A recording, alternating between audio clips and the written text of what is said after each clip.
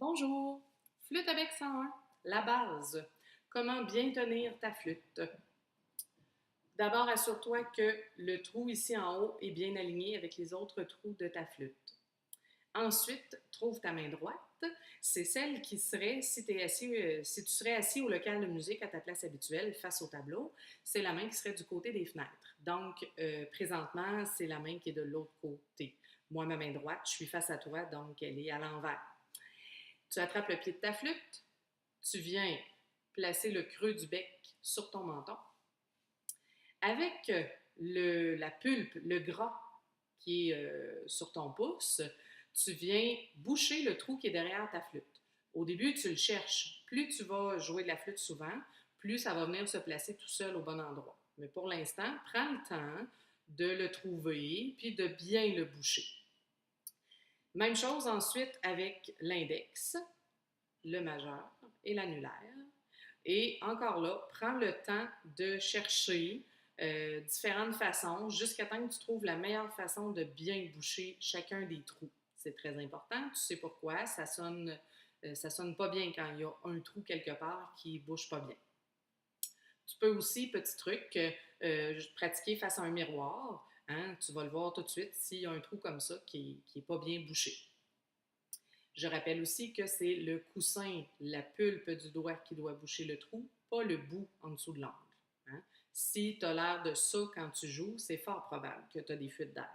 Aplatis un peu tes doigts, comme quand on mange un sandwich ordinaire, là, à 2 tranches de pain puis un peu de viande entre les deux. C'est à peu près la forme que tes doigts doivent prendre quand tu es sur la flûte. Une fois que ces quatre doigts-là ont bouché leur trou, le petit doigt, lui, reste dans les airs. Tu vas venir placer correctement ta main droite maintenant. Le pouce de la main droite, il n'y a pas de trou à boucher, lui, mais il doit venir se placer en arrière de la flûte vis-à-vis ce trou-là ici. Le quatrième trou, que tu partes d'en haut, d'en bas, c'est le quatrième. Et ensuite, les autres doigts restent par-dessus, au-dessus de la flûte, sans toucher vraiment à la flûte. Là, tu tiens bien ta flûte et tu te trouves à faire le doigté de la note sol, la note qui est sur la deuxième ligne de la portée. Il te reste juste à savoir quelle est la note que tu dois pratiquer et à déplacer les doigts nécessaires.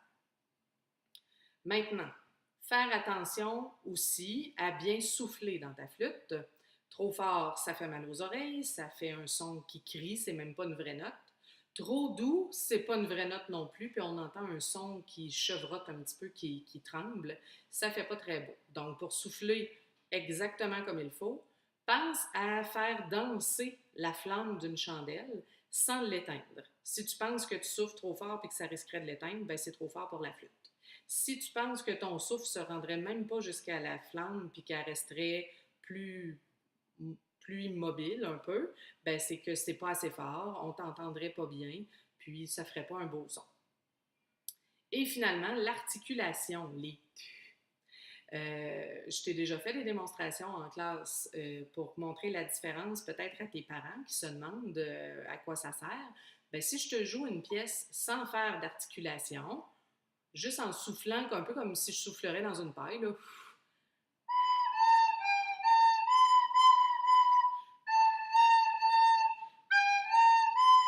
c'est vraiment pas très beau. Alors que si je fais l'articulation, c'est-à-dire qu'à chaque note que je joue, au moment de souffler, ma langue vient s'appuyer en arrière de mes dents du haut, au palais, et ça fait un peu comme la lettre T. Hein? Donc,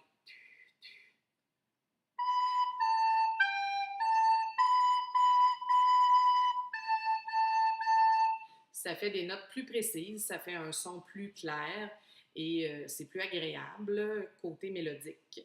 C'est même aussi nécessaire pour avoir des points. Hein, c'est un critère d'évaluation à ton examen de flûte. Alors voilà, tu as toutes les connaissances nécessaires pour pouvoir pratiquer, avoir du plaisir et faire de la belle musique. On se revoit bientôt.